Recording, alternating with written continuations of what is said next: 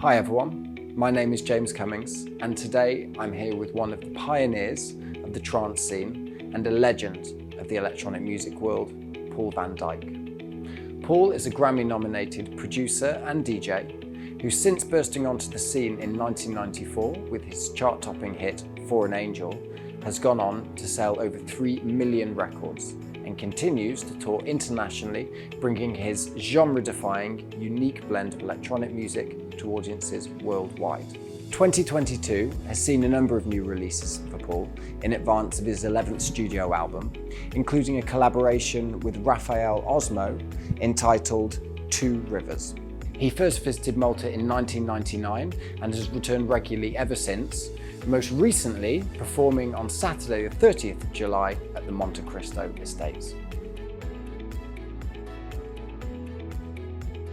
It's amazing. It's like, first of all, it's a beautiful place, and it's also, being back here is a sign of some sort of normality that we're all entering again, and that's good. That's a very positive thing. It was very, very special to me. It's like, first of all, as I mentioned, it's like I like being here. The other thing is like this Monte Kristo Estate is just like this beautiful setting. It's like amazing. And the audience is also one that sort of like is looking forward to kind of like, follow the journey that the DJ provides. And I was able to go from like, some like deeper techno-y stuff into kind of some like, more like happy, uplifting things, and all the way through basically providing some sort of variety of electronic sounds, and this is what this music is all about. And so yeah, I was very happy.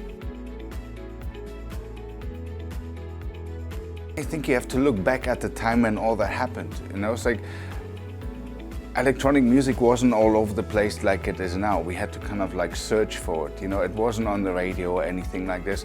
There were only a few clubs, and basically to the point that the music that we wanted to hear, we actually had to create because it didn't exist.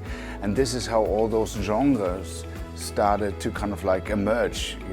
I was involved in creating something that later on a lot of people called it's trance music. It's very trancey, despite the fact that I think it's actually very energetic. It's kind of the opposite of what makes you trancey in a way, but people kind of put names to it, but it was more about that really. We created a music we wanted to hear, and that sort of developed into probably the biggest music youth culture in the world. It influenced me creatively very direct, because my influence is life in general. So whatever I see, whatever I experience, has an impact on my music. So before the pandemic, and lucky enough now again, it's like, it's the travels, it's the meeting people, it's like the events, it's the feedback from the audience. And during the pandemic, it was basically the same tree outside of the window from the studio. And so obviously, instead of being, let's say, bombarded with all those influences that you see and experiences, it was more kind of going almost to some more introvert sort of like approach to the music. And this is why also it's like, on the new album, we're releasing it pretty much like in 3 parts, because the first part, which is off the record, actually has the more deeper yet still very energetic, because that's just sort of me, but sort of like deeper elements in the music. And then you have For the Records, which is like, the more like festival-like approach to my music. And then The Record is where you have this plus even more music.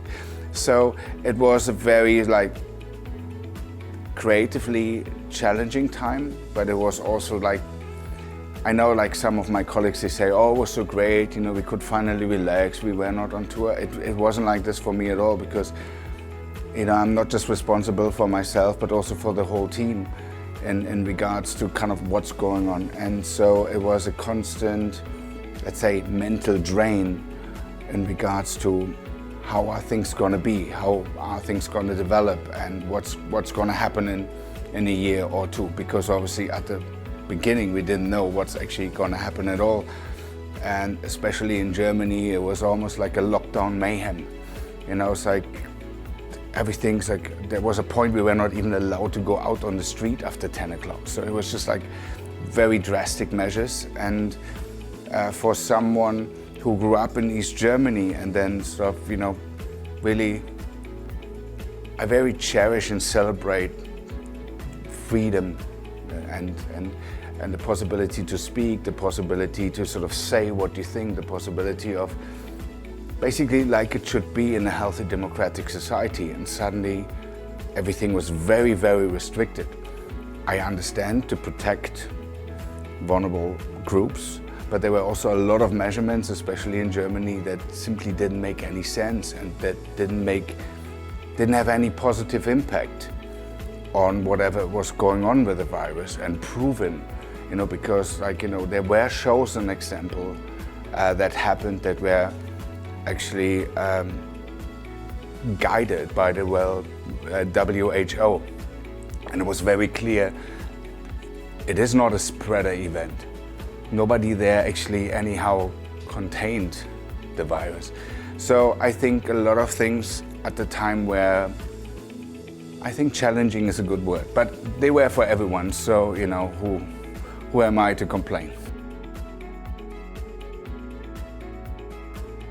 I was invited to be part of, it's some sort of like streaming project that also sort of like shows the beauty around the thing. So it's not just the music and the steady camera on the DJ.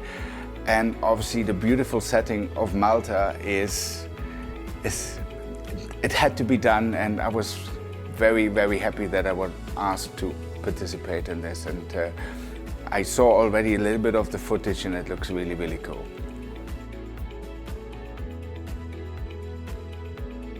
You should really ask yourself, why do you want to do this? Because, you know, fame, money, whatever else is first of all not guaranteed, and it also comes and goes. So the only thing that gives you a healthy mind and a steady way of living is if you do it because you love music. That should be the center of it all. It's not about kind of being at the main stage on festivals. It's about presenting, first of all, making new music and then presenting new music, because it's an art form as such. Everything else is kind of random entertainment that comes and goes. Of course, I hope so, and I'm pretty sure, you know, I was able to kind of spend like 2-3 more days this time, and it's so beautiful. It's like, even if there's no chance for me to play, I'm definitely gonna come back just to check it out.